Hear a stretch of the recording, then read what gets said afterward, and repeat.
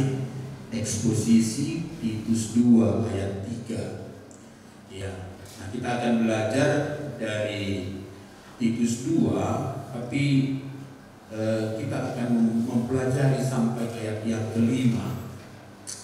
Kami dulu diajari kalau kita mau mengutip ayat, perhatikan tanda bacanya.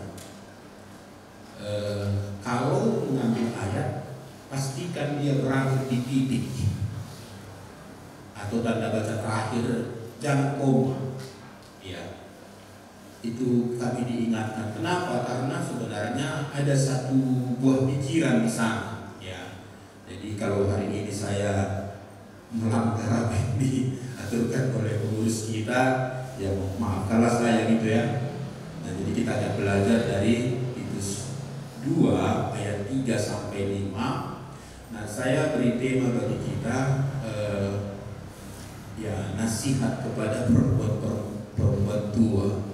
Nah, artinya bagaimana supaya kita nanti ibu-ibu semua bisa memiliki kualitas rohani seperti yang Tuhan maksudkan. Ya. Mari kita membaca Titus 2 ayat 3 sampai 5. Nah, saya akan membaca ayat yang ketiga, kemudian ibu-ibu ayat yang keempat, dan di ayat 5 kita baca bersama-sama. Mari kita mulai. Demikian juga perempuan-perempuan yang tua, hendaklah mereka hidup sebagai orang-orang beribadah, jangan memfitnah, jangan menjadi hamba anggur, tetapi cakap mengajarkan hal-hal yang baik.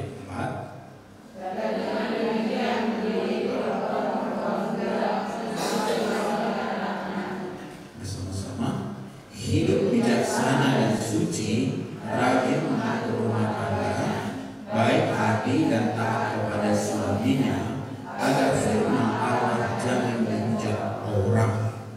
Nah, ibu-ibu dikasih Tuhan, kalau kita baca kitab Titus ini sebenarnya sangat singkat ya, hanya 3 pasal. Nah, lalu Rasul Paulus menulis surat ini kepada Titus yang pada saat itu ditinggalkan di Kreta. Kita baca di ayat yang kelima, ibu-ibu, di pasal 1 dikatakan, aku telah meninggalkan engkau di Kreta dengan maksud ini, supaya engkau mengatur apa yang masih perlu diatur, dan supaya engkau menetapkan penatua-penatua di setiap kota seperti yang telah kupesankan kepadamu, dan seterusnya. Jadi Rasul Paulus meninggalkan Titus ini di satu pulau namanya Pulau Kreta.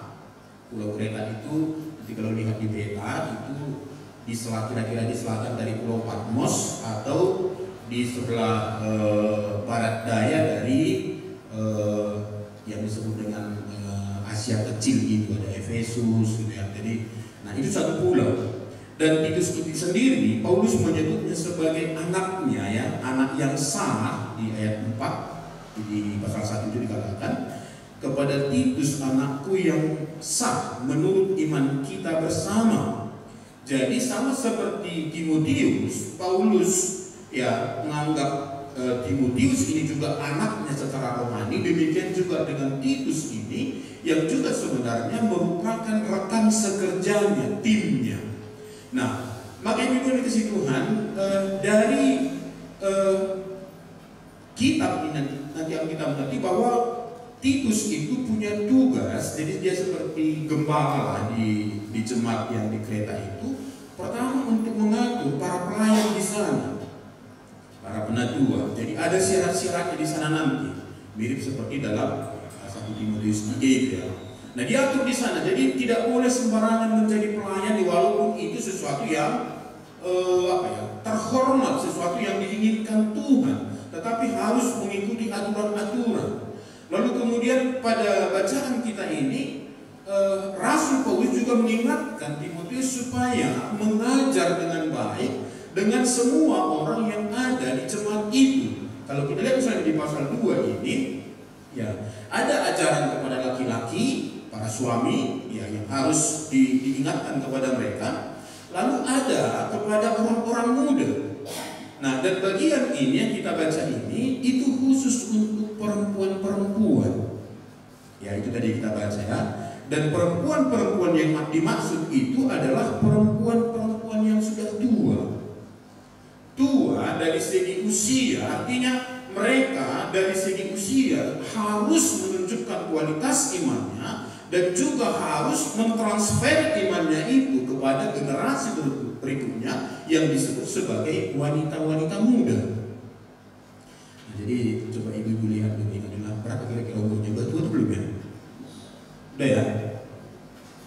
Nah, ya, tapi bisa juga diartikan bahwa para ibu yang sudah menikah, kenapa nanti dihubungkan dengan orang perempuan yang tua? Dia nanti dihubungkan dengan bahwa dia punya guru yang sudah menikah. Dan itu nanti pada bagian berikutnya kaliannya. Dia punya putri yang sudah menikah dan itu harus diajari juga, kira-kira begitu. Nah, saya membagi dua hal dari bacaan kita ini. Jadi ibu dikasih Tuhan, pentingnya ibu-ibu, perempuan-perempuan tua ya memiliki kualitas rohani yang baik. Standarnya adalah firman Tuhan. Tujuannya apa? Supaya firman Tuhan, supaya Tuhan itu diagungkan dan dimuliakan. Nah, itu yang kita lihat dari bacaan kita ini. Yang pertama, nah, kualitas hidup perempuan tua yang Tuhan inginkan. Jadi kualitas hidup ibu-ibu. Nah, oke. Jadi ini sebenarnya kan di ayat-ayat sebelumnya sudah diajarkan kepada laki-laki. Nah, pertama laki-laki diajarkan, tapi sekarang ibu.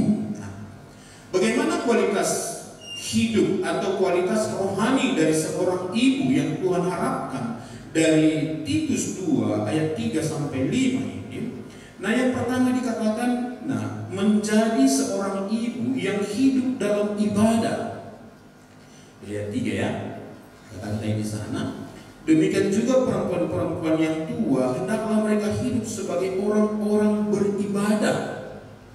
Nah, beribadah di sini dihubungkan dengan bagaimana seorang ibu itu memiliki hidup yang saleh, memiliki hidup di dalam kekudusan.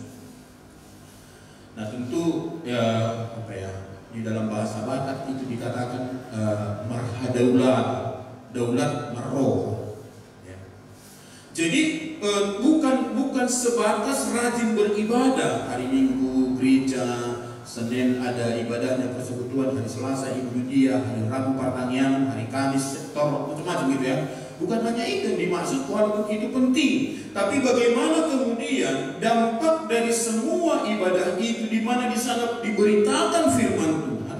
Firman Tuhan itu hidup di dalam dirinya, membentuk karakternya. Nah, itu maka di sini dihubungkan dengan kesalehan hidup. Ya, itu di dalam terjemahan lain dikatakan itu kesalehan hidup ya. Jadi hidup yang sesuai, hidup yang pantas menurut ukuran firman Tuhan. Nah, sekali lagi ibu-ibu, yang mau kita capai itu adalah standar firman Tuhan, bukan standar budaya, bukan. Kita hidup di dalam budaya kita masing-masing. Ada kebenaran-kebenaran di sini. Tapi yang mau kita taati mutlak itu adalah apa kata firman Tuhan. Nah, jadi bagaimana ibu-ibu terus berjuang, ini bukan pekerjaan gampang. Nah, kenapa Paulus tidak menyinggung masalah misalnya lahir baru di sini? Karena memang dikatakan bahwa surat ini ditujukan kepada Titus yang jelas secara rohani, yang kemudian dipanggil menjadi gembala. Orang Kristen pada saat itu adalah orang yang sudah terima Yesus. Maka tidak cukup hanya statusmu sebagai orang Kristen, sebagai orang yang sudah menerima Kristus, orang yang dijamin keselamatannya, tapi sekarang miliki kualitas hidup yang standarnya adalah firman Tuhan. Itu makanya ibu-ibu, sekali lagi saya katakan kepada kita semua, berilah waktu untuk belajar firman Tuhan. Berilah waktu untuk belajar firman Tuhan, baik secara pribadi, di mana kita di rumah membaca, barangkali juga kita sudah memiliki teknik penggalian Alkitab, ada yang dikenal dengan BGA, baca gali Alkitab, barangkali sudah bisa kita praktekkan juga, atau paling tidak membaca. Lalu kemudian ada kelompok kelompok kita. Ini satu kelompok besar namanya ibadah. Di kelompok ini kita cenderung hanya satu arah, kan begitu ya. Kalaupun nanti ada pertanyaan, itu pertanyaan-pertanyaan yang umum. Tidak ada di sini yang sharing tentang hal-hal pribadi, apalagi sampai menyangkut kelemahan yang sangat fatal. Tidak ada. Tapi di kelompok kecil itu bisa diungkapkan karena anggota kelompok itu adalah satu keluarga di mana tidak boleh diungkapkan rahasia kepada orang lain kecuali kepada Tuhan. Kalau kepada Tuhan melalui apa? Mana nyakon itu maksudnya. Didoakan. Jadi ini kita butuhkan ibu-ibu. Mungkin teman-teman yang sudah melayani sudah mulai merasakan ini. Kalau kita tidak terlibat dalam pelayanan, memang ada sedikit perasaan kita kelonggaran. Enggak apa-apa. Jatuh dalam dosa, enggak melayani boleh hari apa? Hari Selasa. Kadang-kadang ada kelonggaran itu, tetapi kalau kita punya jadwal pelayanan, enggak. Berjuang kita, baik membaca kita, baik menjaga hidup kita perjuangkan. Kenapa? Karena ada satu pelayanan. Nanti kalau aku melayani tidak dalam kekudusan bisa hancur. Nah, maka ini penting bagi kita. Ada komunitas ini, di mana ada teman-teman kita yang terus menolong kita.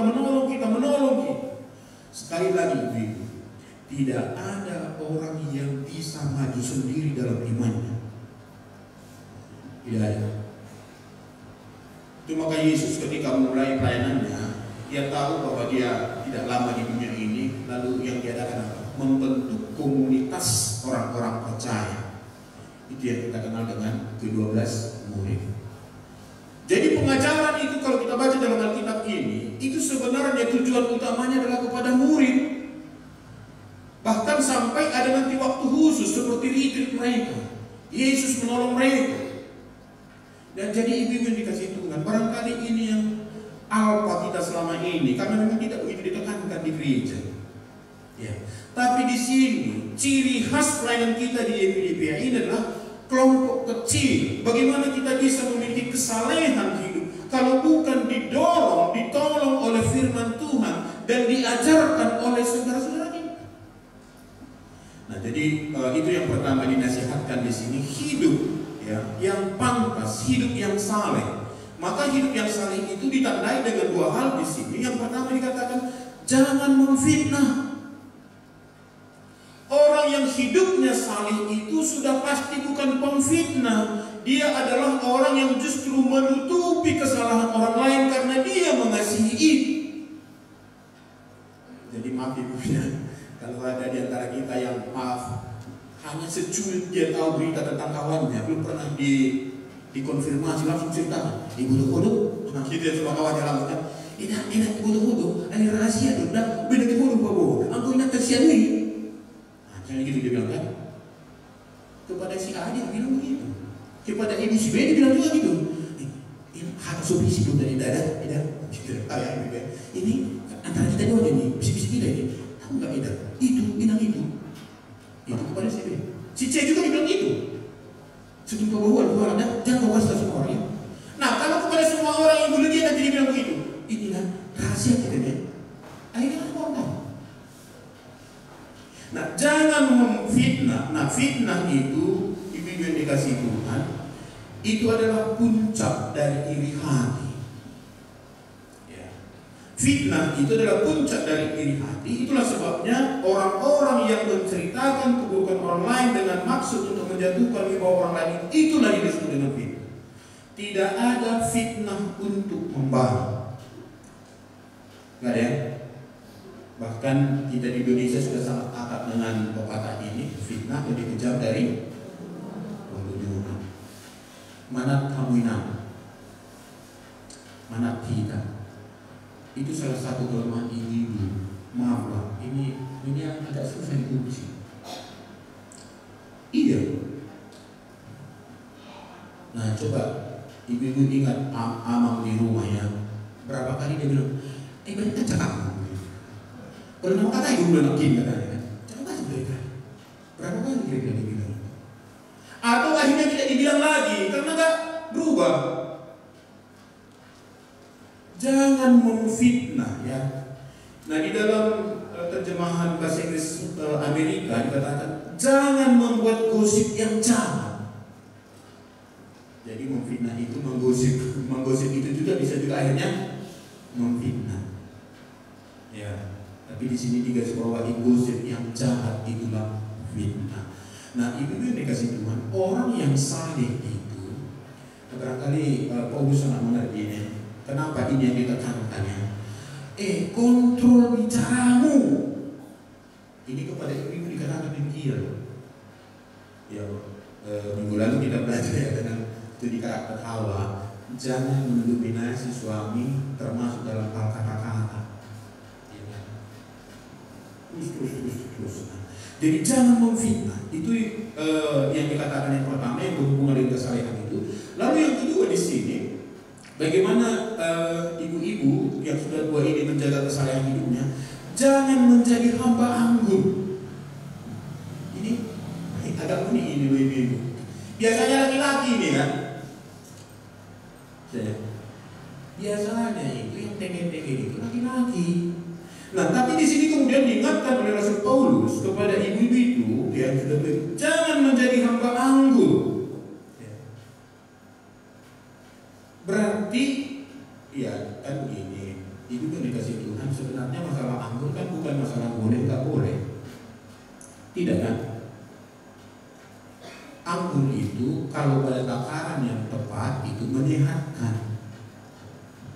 Tapi anggur yang berlebihan yang dipakai di sini istilah mabuk, maka kemudian anggur itulah yang akan mengontrol kita. Berarti kita tidak lagi dikontrol oleh kebenaran firman Tuhan, bukan lagi oleh Roh Kudus. Itu maksudnya di sini. Nah, maka ya, dan itu sangat memalukan ibu-ibu. Ya, memang gak suka kita dengan bapak-bapak yang tenggen. Tapi bandingkan kemudian kalau ada seorang ibu datang ke abang periksa itu, bapak-bapak ada sudah memalukan, apalagi mama-mama. Nah, tapi kenapa Rasul Paulus mengingatkan ini? Nampaknya ada jemaat di kereta itu seperti itu. Nah, jangan lupa ini masih awal-awal di mana terbentuk gereja, masih banyak hal yang harus dibereskan. Masih banyak hal. Kenapa? Karena mereka hanya baru tahu Yesus itu juru selamat, dia sudah mati dan bangkit untuk menebus mereka dari dosa dan kematian. Terima Tuhan Yesus, percaya mereka. Tapi bagaimana kemudian hidup orang yang sudah menerima Kristus itu masih perlu dibereskan. Sama seperti kita lebih sampai sekarang ya. Udah puluhan tahun tidak jadi orang Kristen, masih banyak yang gak beres hidup kita. Masih banyak. Itu makanya kita perlu belajar. Ya soalnya ini pelajaran kita tebal gitu. Udah tebal, kecil-kecil udah tulisannya kan. Ngerti maksudnya? Berarti pada kali ajaran di sini. Nah, jadi hidup saleh jangan kemudian dikendalikan oleh anggur, jangan dikendalikan oleh kenikmatan dunia ini. Nah, itu yang berhubungan dengan kesalehan hidup ini, hidup beribadah. Nah, di dalam perjanjian baru memang kemudian dijelaskan pada dasarnya ibu yang dikasih Tuhan, kita ini semua sedang dalam keadaan beribadah. Ya, itu makanya dalam Roma 12 ayat 1 dikatakan oleh Rasul Paulus, karena itu saudara-saudara, demi kemurahan Allah, aku menasihatkan kamu supaya kamu mempersembahkan tubuhmu menjadi persembahan yang hidup, yang kudus dan yang berkenan kepada Allah. Lalu ini dua, itu adalah ibadahmu yang sejati. Jadi kita ini sekarang dalam keadaan beribadah dalam pengertian itu, maka semua gerak-gerik kita, pola pikir kita, apa yang kita lakukan itu sebenarnya sedang ditujukan kepada Tuhan. Semalam saya sharing dengan seorang teman, saya bilang begini, Dek, pada dasarnya kita ini sekarang sedang mengurusi urusan kita dengan Tuhan. Sedang mengurusi urusan kita dengan Tuhan. Lalu kalau karena kita mengurusi urusan kita dengan Tuhan, orang lain diberkati, itu efek yang berikutnya. Maksudnya begini, urusan saya kepada Tuhan adalah saya diperintahkan untuk memberitakan Injil. Saya diperintahkan untuk melayani, maka saya lakukan itu. Sebenarnya urusan saya adalah saya sedang mengurusi urusan dengan Tuhan. Diperintahkan saya memberitakan Injil dan melayani, mempeakan segala macam. Kalau kemudian orang lain meresponi pelayanan saya itu puji Tuhan. Tetapi kalaupun tidak, saya sudah melakukan urusan saya dengan Tuhan. Tentu kita mengharapkan sebenarnya orang yang kita layani itu meresponi dengan banyak kan. Ya. Tetapi kalau kita lebih melihat apa yang kita kerjakan dari hasil, maka bisa kecewa kita. Nah, kenapa saya berani mengatakan itu? Nah, itulah yang kita lihat dengan Yeremia. Yeremia itu dia berkhotbah luar biasa puluhan tahun. Ada nggak respon di firman ini? Makin memandang mereka. Kalau Yeremia melihat hasil dari pelayanannya itu, saya kira dia akan segera mundur. Tapi karena dia sedang mengurusi urusannya dengan Tuhan, Tuhan perintahkan dia ambil ikat pinggangmu, ambil, sembunyikan di sana, sembunyikan. Saudara, kadang-kadang kayak seperti orang buruk ini. Jangan dia jauh itu kan. Tapi itu yang diperintahkan Tuhan. Maka sekarang itu yang dikasih Tuhan. Sekarang diperintahkan kepada ibu-ibu beribadah. Diperintahkan kepada kita semua. Maka apapun yang ibu-ibu lakukan, ingatlah ibu-ibu sedang beribadah. Jadi bukan hanya waktu bernyanyi puji jamu banasa, bukan hanya itu, walaupun itu juga beribadah.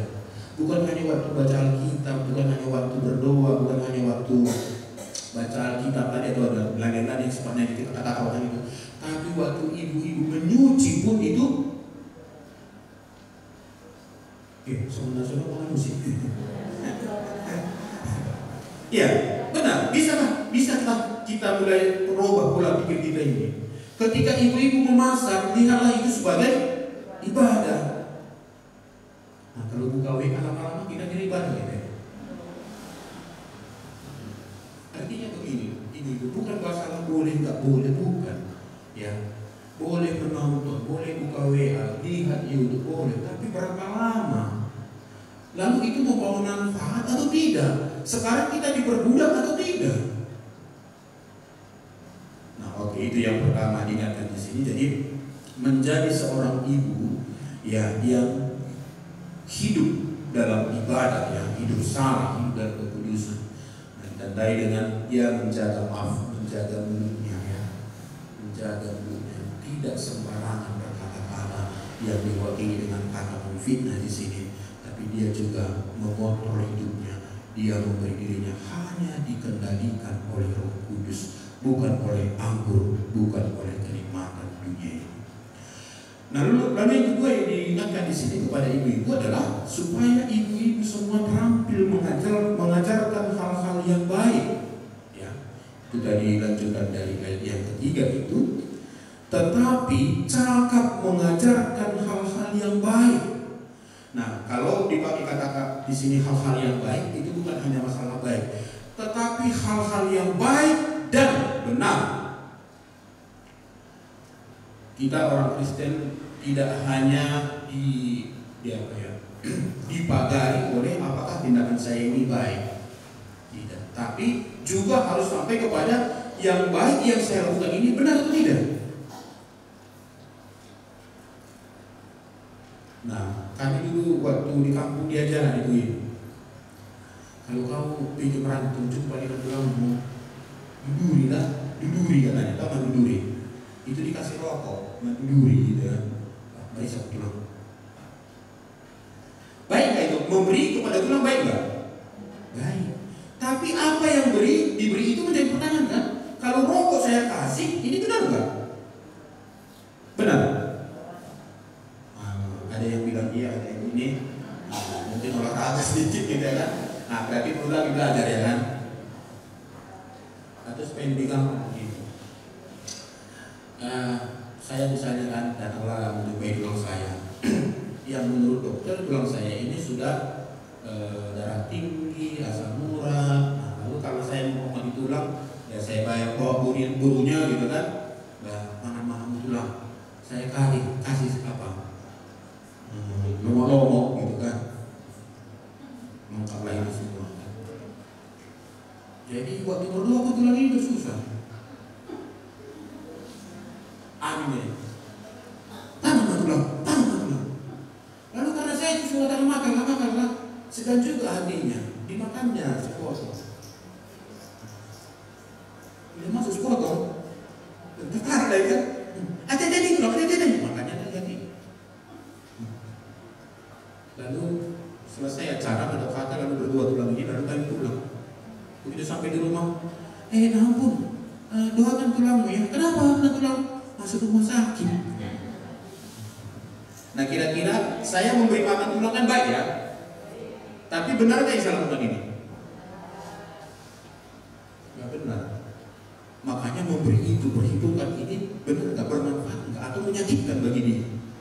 Nah ini kelas yang tinggi dari penilaian kita terhadap tindakan kita. Nah di sini kita diingatkan, ibu-ibu dikasih Tuhan.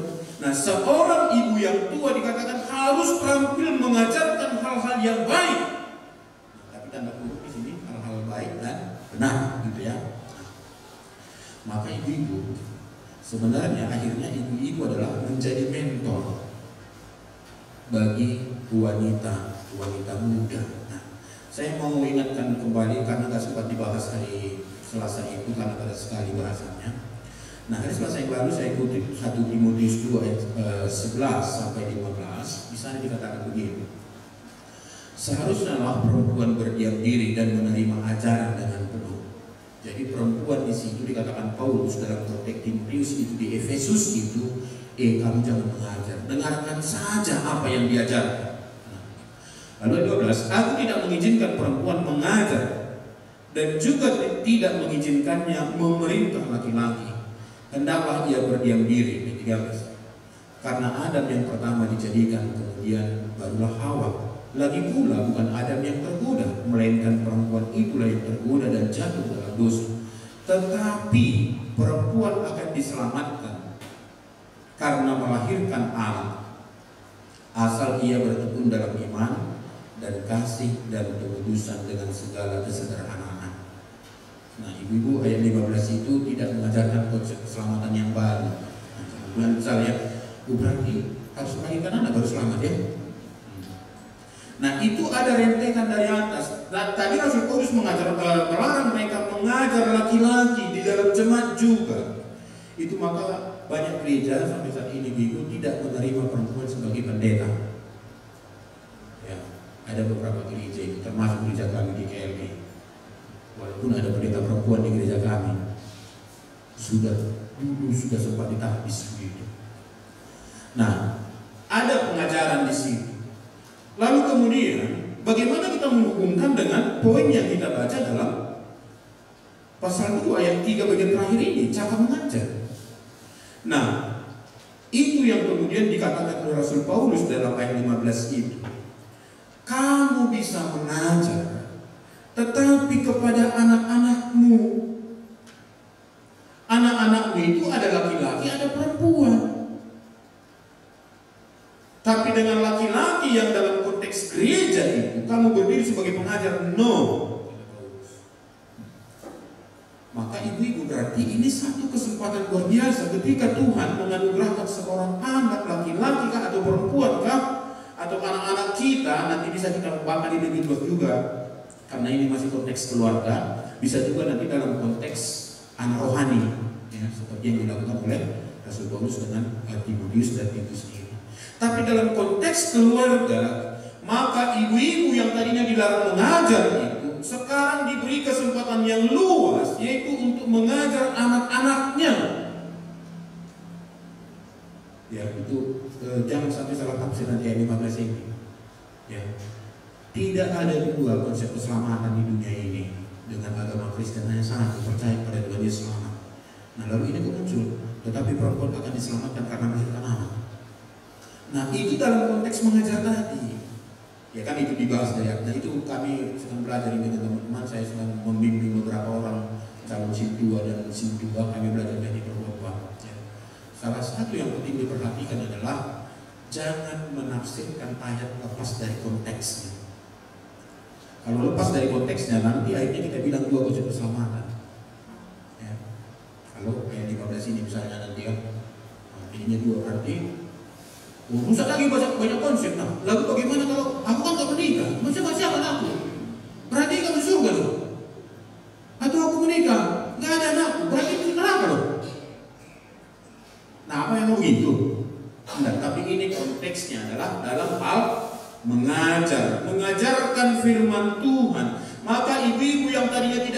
menyampaikan firman Tuhan, sekarang justru dibuka luas.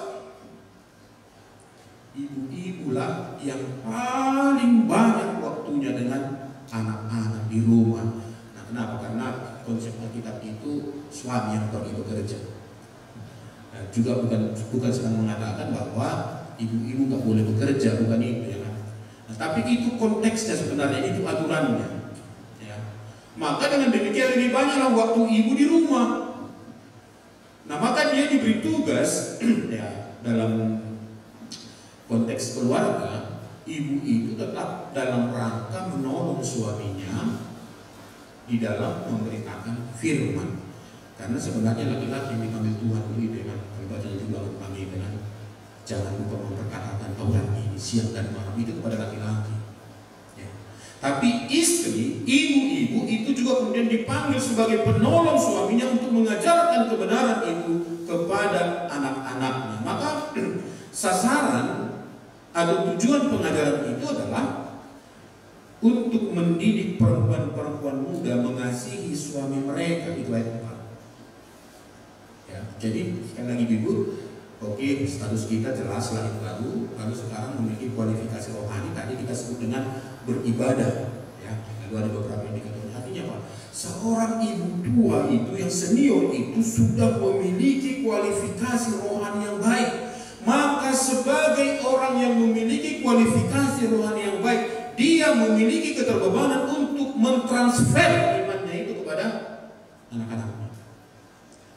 Sebenarnya di gereja kita yang baptis anak itu, itulah sebenarnya yang ditanyakan. Ya. Aku rindu supaya anakku ini memiliki iman yang sama dengan aku, di mana aku sudah menikmati anugerah Tuhan Yesus. Aku sudah diselamatkan, aku sudah menikmati segala kelimpahan bersama dengan Tuhan. Maka kita sedang membawa anak kita kepada iman yang kita hidupi. Nah, masalahnya sekarang banyak orang tua gak jelas imannya. Kan itu sebenarnya. Nah, jadi mendidik perempuan-perempuan muda untuk mengasihi suami mereka. Nah, di ayat 5 dikatakan taat kepada suami. Ya. Jadi jangan ada ibu-ibu si bola udah si bola jagoan kona. Gimana nah hilang ini? Kulihat nggak beres dia. Ah itulah dari dulu aku bilang jangan masuk situ. Nah mundur lagi kita kepada puluhan tahun yang lalu. Kan nggak gitu lagi nasihat kita. Sabar lagi nak kita doakan ya. Nanti bacakan 1 Timotius 3 kan ayat 1 sampai 6. Gini caranya. Jadi kamu tetap melayani di segala macam gitu kan. Jangan mematikan lagi emosinya lagi. Ya kan? Banyak kali kita ini apa? 1 jam lagi ada orang bakat ya. Udah jatuh di panangga lagi gitu kan. Dia udah jatuh, kita 7 jam lagi gitu ya. Udah salah dia, kita salahkan lagi. Atau udah disuruh dia, kita suruhkan lagi. Mana lagi dia lagi kira-kira gitu kan. Nah jadi itu ibu-ibu, tanggung jawab ibu-ibu. Ini konteksnya wanita ya. Udah pastilah wanita itu lebih terbuka dengan mamanya. Hal-hal yang sangat pribadi pun sudah pasti dia terbuka dengan mamanya. Tidak mungkin dengan bapaknya dia bukakan hal-hal yang sifatnya pribadi. Masalah tempat tidur gak mungkin dibukakan itu dengan bapaknya. Lalu kemudian dikatakan untuk mendidik perempuan-perempuan muda mengasihi anak-anak mereka. Ya, ibu-ibu kita orang Batak banyak terjebak dengan lagu narsis akhir-akhir ini kan. Salah satu lagu narsis itu apa? Lagu Hamu Anakku kan. Hamu Anakku. Enak mendengarkan itu. Lalu apa di situ narsisnya? Mereka ingin, orang tua itu ingin supaya anaknya memperhatikan dia. Aku sudah terus bermacam. Nah, dan banyak orang kemudian menganggap anak itu sebagai investasi masa depan. Nanti kalau aku sudah tua, asal lupa mencat dia. Kalau aku sudah tua nanti supaya ada tempatku bersandar. Ini sudah melanggar Yeremia loh. Yeremia 17. Ya. Dan itulah orang yang mengandalkan manusia. Jangan salah loh. Nah, maka tugas kita adalah bagaimana menolong mereka. Kasihi anak-anakmu itu dengan kasih siapa? Bukan hanya kasih storge, bukan. Itu kan ada kasih orang tua dengan anak ya. Tapi kasih agape. Memberi. Dulu waktu saya anak-anak sulit memahami. Sulit. Tapi setelah menjadi orang tua, ini dari mana? Ketika mencengkelkan hati kita di dalam hal ini. Tapi ketika mereka memiliki kebutuhan, kita ambil juga dompet kita. Mungkin marah juga kita bilang, kebek. Tapi kita ambil juga dompet kita. Kenapa? Kalau nggak dikasih nanti nggak sekolah dia, nggak ujian dia. Itu hati yang luar biasa. Jadi itu perlu kita tanamkan kepada anak-anak kita. Jangan cerita dalam dengan lalu hidup bijaksana. Nah ini kata singkat dipakai. Nah ini dalam segala hal.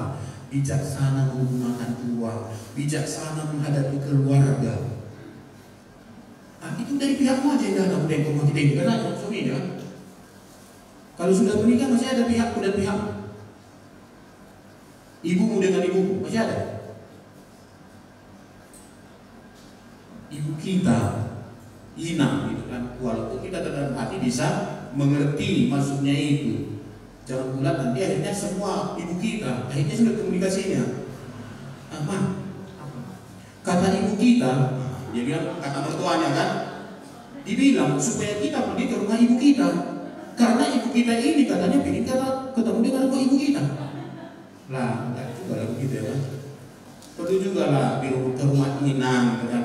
Siapnya mamamu juga sekali bilang gitu supaya jelas maksudnya ya kan? Ya. Kalau nggak ada bingung dia kan, jadi ibu kita yang bikin semua, jadi mana ibu kita, jadi semua apa bingung jadinya kan. Nah oke ya, bijaksana terutama dalam hal keuangan ibu.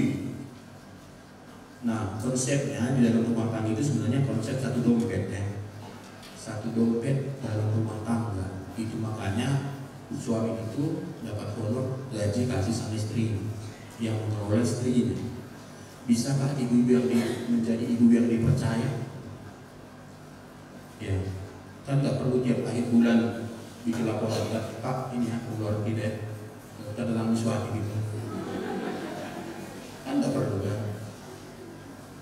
Ya, tapi ibu-ibu memang perlu bertanggung jawab untuk itu, mengelola. Jangan bertangan pudi, kan bertangan pudi ya. Makanya tadi perlu sekali bagi kita konsep ini. Kita adalah satu keluarga. Tidak ada lagi pihak dan pihakmu, itu pihak kita. Maka perlakuan kita pun sama. Ya. Dia membedakan adalah kondisi keuangan. Ya, kalau memang pada saat itu kondisi kita sangat bagus, banyak uang ya, kasih. Tapi kalau sudah dalam krisis misalnya, mungkin hanya 10% dari yang pernah kita kasih sama mertua kita kasih sama kita 10%. Tapi itulah yang paling bisa kita berikan pada kita. Bukan karena kita minta, bukan karena tidak ada, itulah kondisi yang paling bisa kita berikan. Jadi bijaksana ibu ya. Menghadapi tetangga perlu bijaksana, ya. Ada yang bermasalah dengan tetangga. Jadi kalau bermasalah dengan tetangga, dari mana kita masuk gitu kan? Apalagi tinggal di komplek gitu.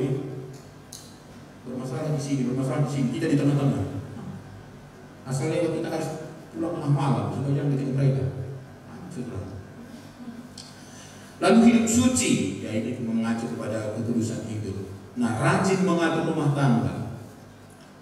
Ibu-ibu yang dikasih Tuhan di Indonesia, ibu rumah tangga itu adalah satu profesi.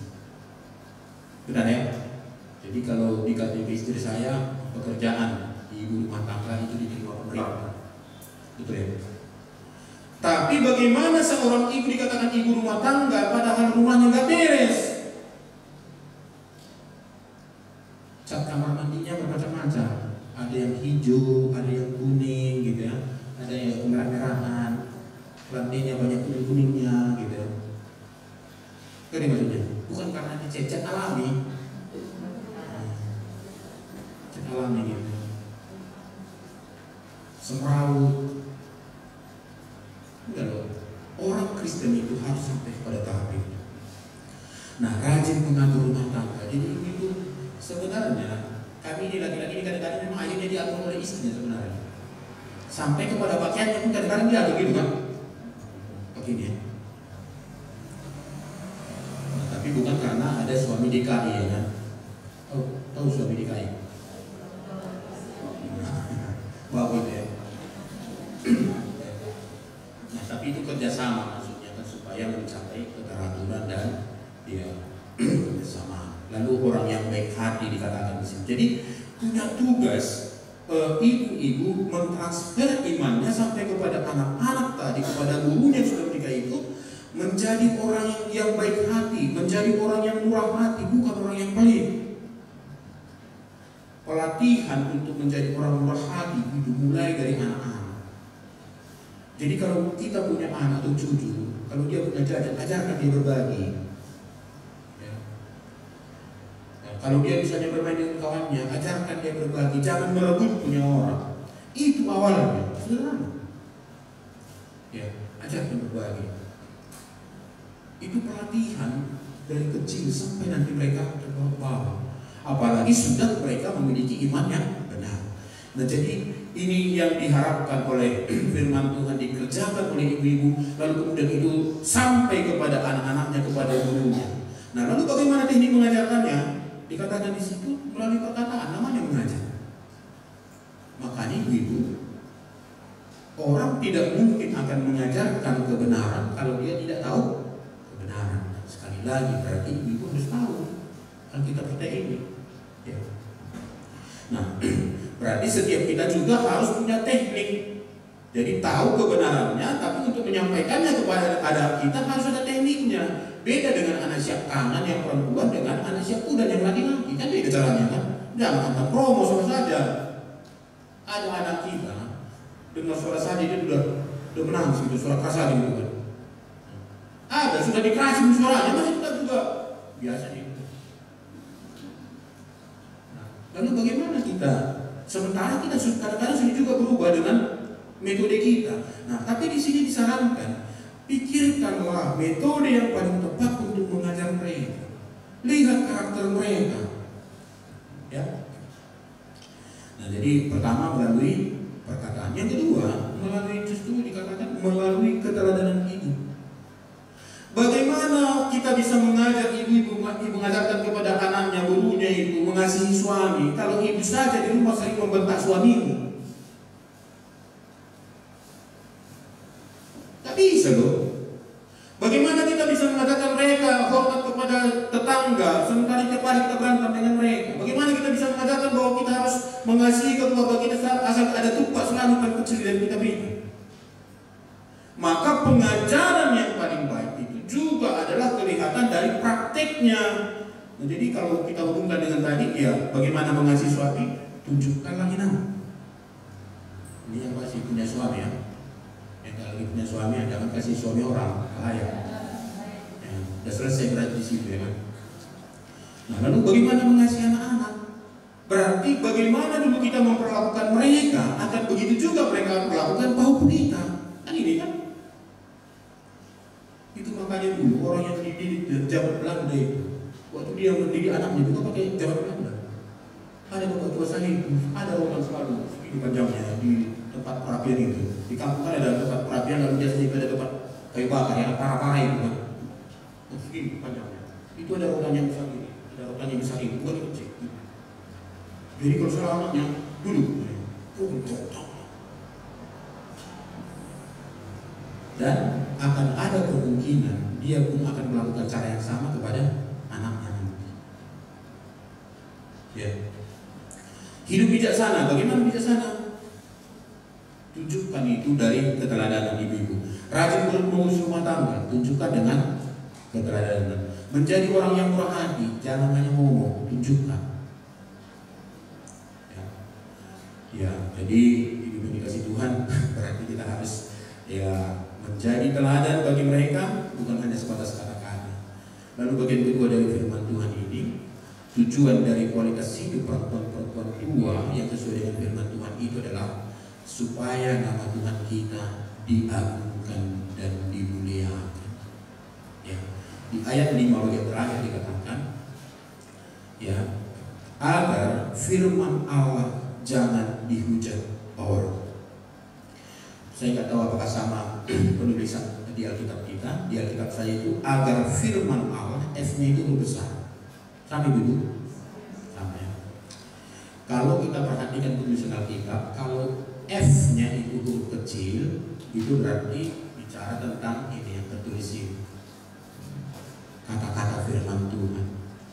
Tapi kalau F-nya huruf besar, itu adalah firman yang menjadi manusia. Berarti Tuhan kita, Tuhan Yesus. Ya. Jadi ibu-ibu melakukan panggilan ini sebagai ibu tua dengan benar, kualifikasi rohaninya bagus, ditransfer imannya. Itu tujuannya adalah supaya Tuhan diagungkan, dimuliakan, jangan dihujat orang. Itu salah satu masalah di jemaat Kreta ini.